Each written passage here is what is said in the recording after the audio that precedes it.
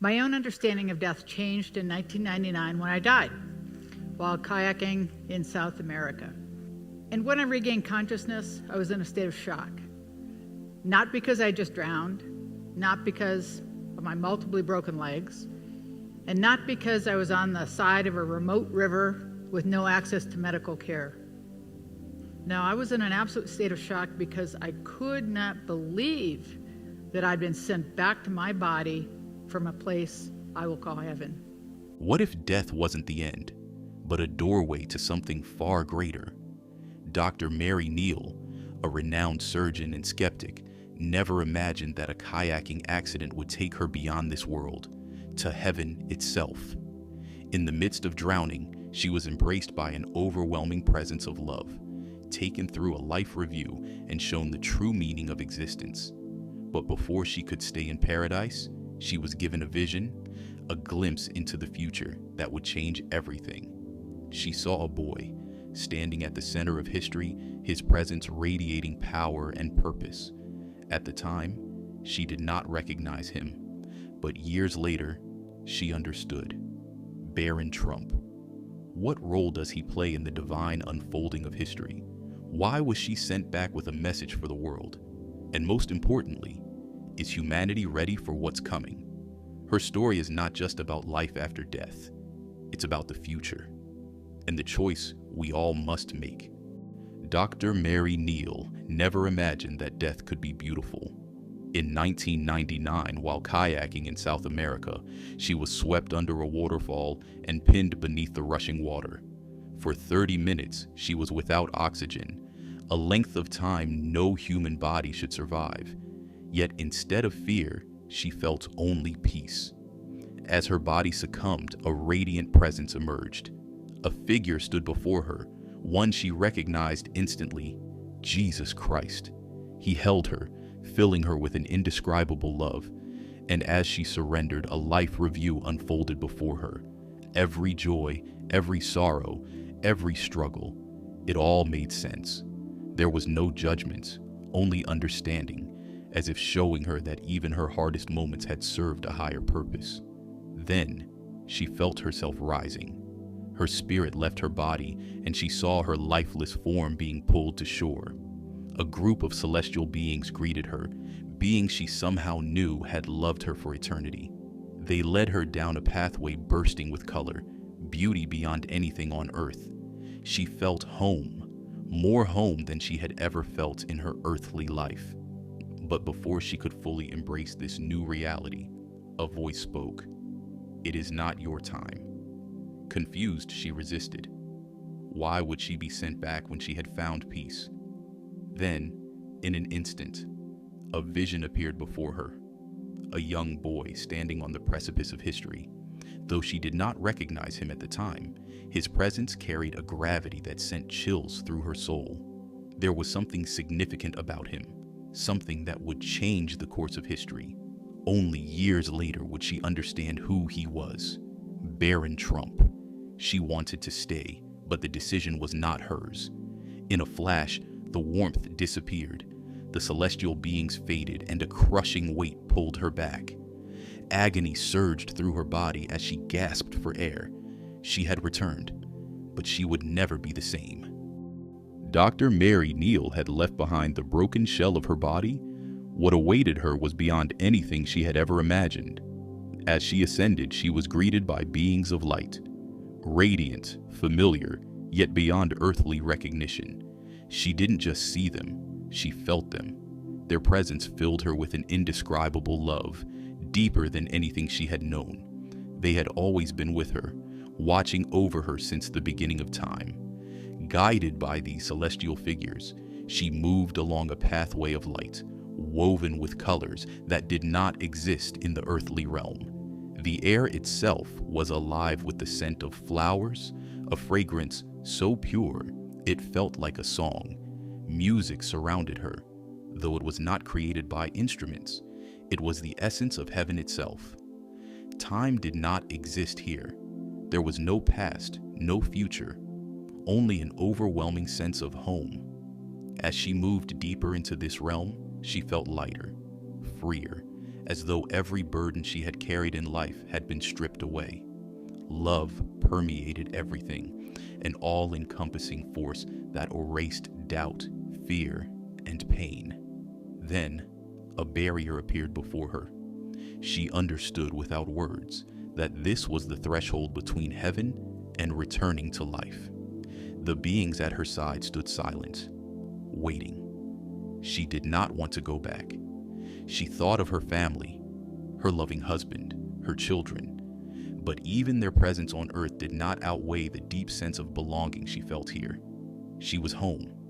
But then, a shift in the air, a presence beyond the others, a voice, gentle yet firm. You must go back.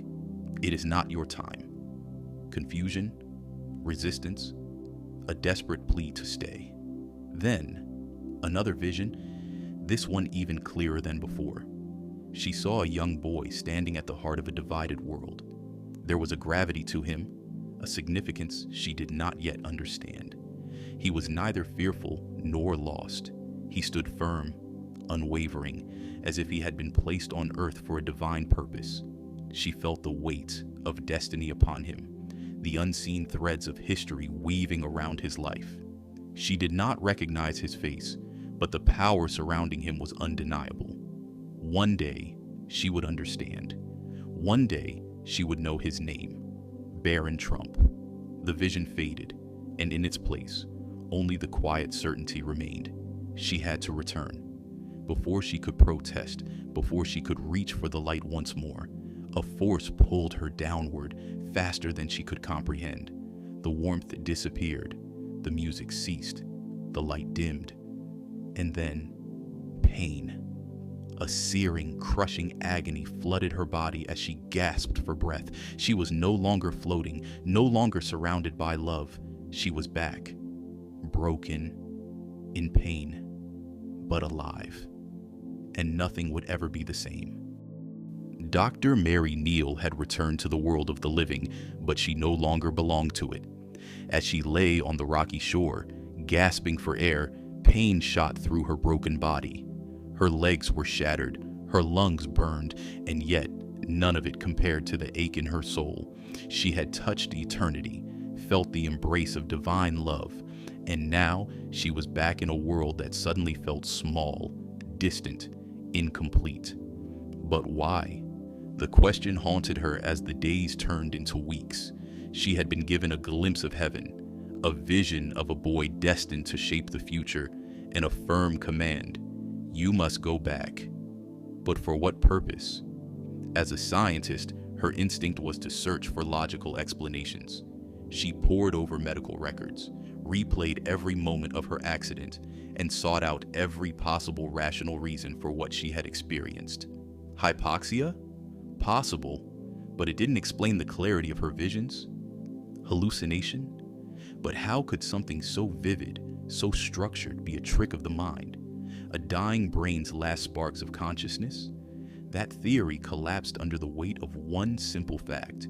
She had been without oxygen for 30 minutes. By every medical standard, she should have suffered irreversible brain damage. And yet, she hadn't. Then came the flood of memories from heaven, moments she had tried to push aside. The beings of light, the music beyond sound, the pathway woven with love. These were not remnants of a dying mind. They were real. And the vision, the boy she had seen. Who was he? Why had she been shown him at that moment when she was standing at the edge of eternity?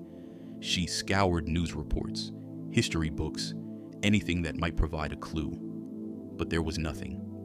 At least, not yet. As her body healed, her mind opened. She began seeking out others who had walked the same path. Those who had glimpsed the other side and returned changed. What she found shattered her last doubts. Millions had experienced the same overwhelming love, the same sense of home, the same encounters with Jesus Christ.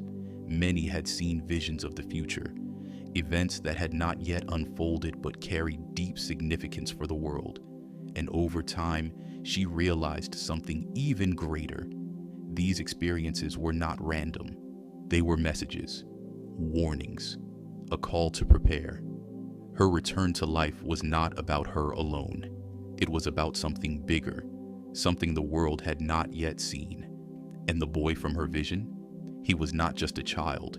He was a symbol, a figure destined to emerge at a time of great upheaval. His name had not yet been revealed to her, but deep within, she knew. One day she would find him, and when she did, the world would never be the same. Dr. Mary Neal was no longer the same person who had once relied solely on science. The moment she crossed the threshold of death, her understanding of reality had shifted forever. But was she alone in this? As she searched for answers, she discovered something astonishing.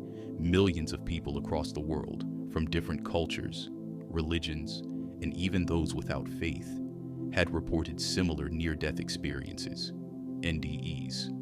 They spoke of the same overwhelming love, the same radiant beings, the same sense of home. Even atheists, those who had once dismissed the idea of an afterlife, had returned describing encounters with a divine presence, some calling it Jesus, others simply knowing it as God.